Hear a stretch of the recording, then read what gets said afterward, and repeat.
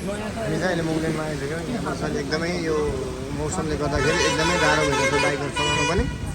अनि हामी चाहिँ यहाँ यसो चियासिया खानको लागि आएको छौँ यहाँनिर।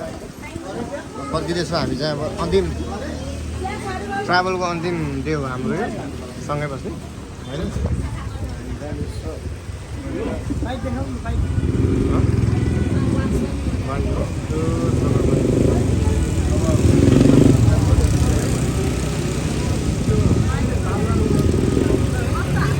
पानी लास्टै परिरहेको छ, दिउँसभरि पानी परिरहेको छ होइन, डेन्जरै भइरहेको छ।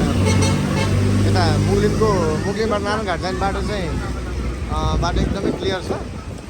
हामी अहिले त्यतैबाट आएको हो। अब मुगलिनबाट चाहिँ हामी अब काठमाडौँतर्फ जाने बाटो चाहिँ कुरिटारसम्म चाहिँ ठिकै छ अरे, त्यहाँबाट चाहिँ बिग्रिरहेको छ सुन्नमा आइरहेको छ। पुलिसले त्यसै भन्नुहुन्थ्यो। अब हामी यहाँबाट एकछिनमा